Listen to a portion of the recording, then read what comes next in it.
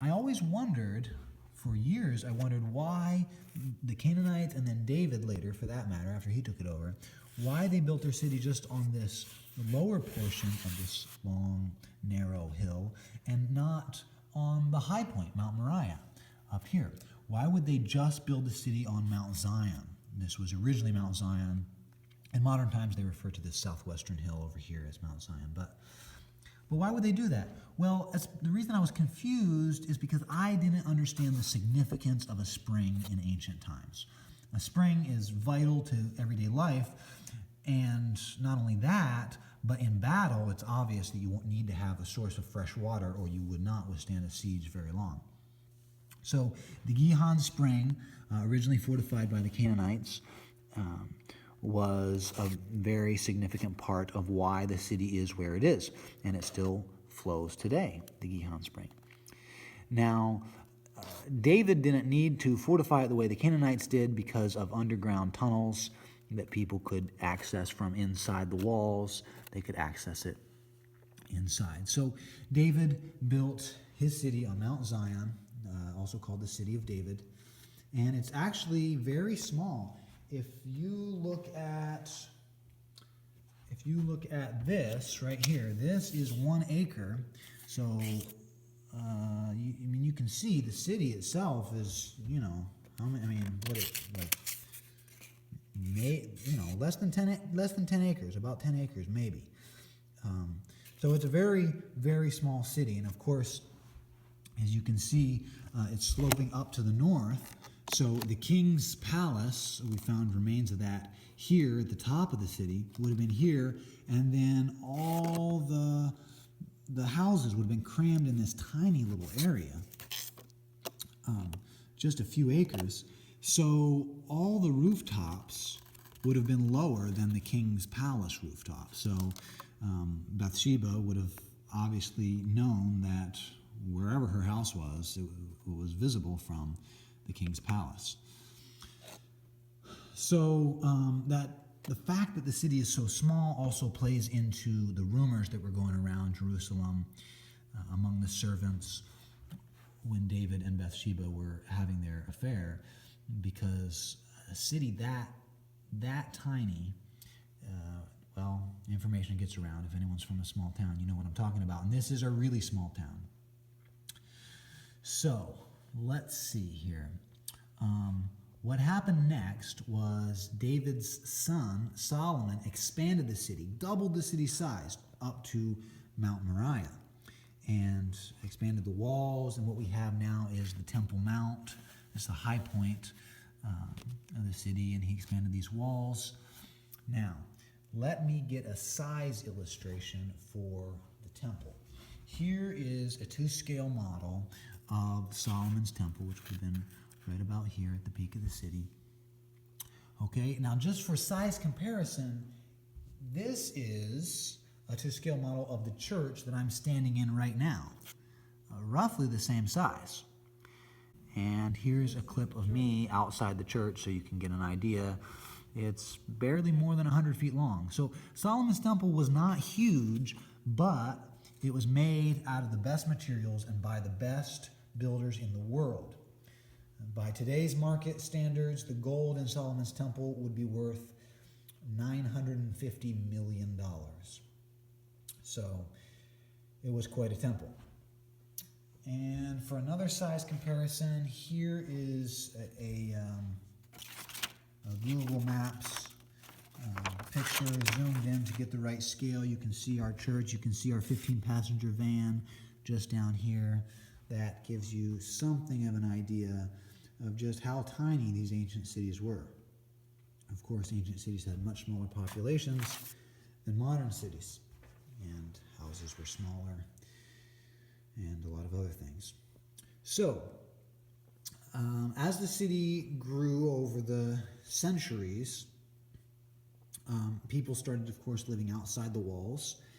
And by Hezekiah's day, the city had expanded greatly. Not only that, but after the northern kingdom fell, a lot of refugees came to Jerusalem. So this entire southwestern hill here, this large hill, to the southwest of the city was populated, inhabited, and not just scarcely like farmland. It was inhabited like a city. And Hezekiah got wind that, maybe from spies, who knows how he heard about this, but that Assyria was planning to attack. So partially that was because he had rebelled and stopped paying tribute to the great empire, and so he, once Assyria started coming, he knew Assyria would be coming for his city. So Hezekiah expanded this wall. He built this wall around that whole southwestern hill to protect his people. Now, you might wonder, why is this wall here so much thicker than these walls? It's called the broad wall. There's actually still a section of that remains today, a small section. Now, why would he build the broadest wall here to the north? Well, if you can get a landscape picture, you can see that the highest points are from the north. And if you attacked from the south, look at these hills you'd have to walk up. Here from the south, you can see that these valley walls are very steep, these sides. This is basically a 45-degree angle. And if you walk from here down the Kidron Valley up to the Mount of Olives to the other side, you are exhausted. That walk's going to take you an hour. So this is steep. This would be suicide to march up at a wall, a city wall, and try to attack from this side. So anywhere on the south, you can see that the is disaster to attack Jerusalem from the south. So attacks always came from the north, especially because that's where Assyria would be coming from. They wouldn't have to circle around. But so Hezekiah knew the attack would come from this side, and eventually, when it was attacked, they did come from this side. He was right. But he built this broad wall here to defend his city, and these walls were, of course, fortified. Another thing he did, which was very significant, changed the course of history, was to bring the Gihon spring inside the city. He tunneled under Mount Zion over here to the Pool of Siloam, which is still there today. Jesus talks about that, sends a guy to wash there. But the engineering feat was amazing, because this, it looks small on the model, of course, but this is a huge, huge piece of rock. So 100 feet under the rock, he tunnels from here across to here. And it doesn't, as you can see, this is pretty low. So he had to find a low point over here to tunnel to, because water won't flow uphill. This was only 11 inches higher than the pool it flows to. And 100 feet under the rock, he tunnels, and the tunnel zigzags and snakes, and we don't know why they did it that way. It might have been they were just looking for softer patches in rock that were easier to pick through. You can still see the pickaxe marks on the walls if you're in there today. And you can still walk through the tunnel today, and it still does the same thing it did, 700 years before Jesus when Hezekiah had it done. It brings the water from the Gihon spring to the Pool of Siloam.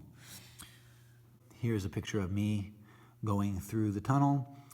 And you can tell that Hezekiah was in a hurry based on the size of this. There's not a lot of room, especially when you compare it to other tunnels that do similar things for other cities, like at Megiddo, much larger.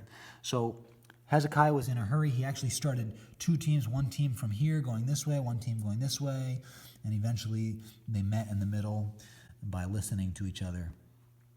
And that still stands today. So Hezekiah was preparing big time for an invasion. And of course, what happened was, because they had the water supply in there and they had provisions stored up, what happened was Assyria surrounded them and laid siege to them, but then God delivered them, and through the ministry of Isaiah and a lot of other things, God delivered them. But later, after Hezekiah's day, when Babylon came, the attack did come from the north, and they just leveled these city walls. Everything, all the walls were destroyed, and it was completely wrecked and the people were taken into exile. Then, after the exile, we're talking now 400s BC, the refugees begin to come back in 3 waves under Ezra and Nehemiah. You can read about that in those books. And they came and they rebuilt. And of course, they didn't rebuild. They didn't have many people now after they'd been refugees. They didn't rebuild those walls. They only rebuilt these sections. The 2 major sections, the oldest sections that David and Solomon had built. And the main difference, I can't show it on the model, but when they came back, they didn't build these walls down in the valley. They built them up along the ridge. So the city was actually a little narrower when they came and rebuilt.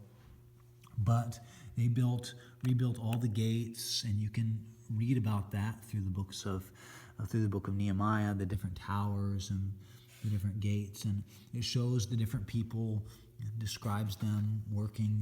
This family did from the sheep gate to this section, and there must have still been a bit of the broad wall standing because it describes that, and all the towers, and they rebuilt their city.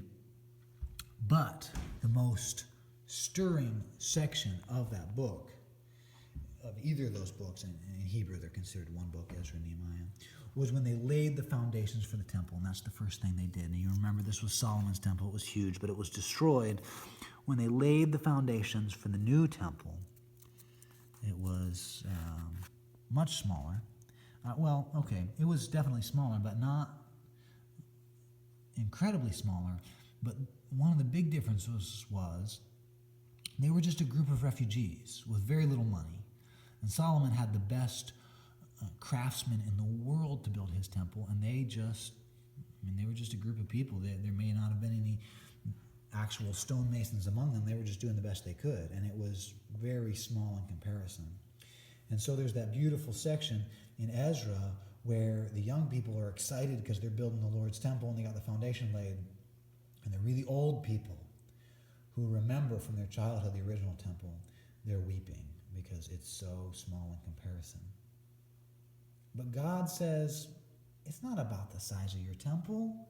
It's about who lives there. It's about me. You have me with you. That's all you need. And the same thing is true of any church anywhere in the world. It's not about how nice your church building is. It's about who's there. It's about whether or not you have God and whether or not He's with you.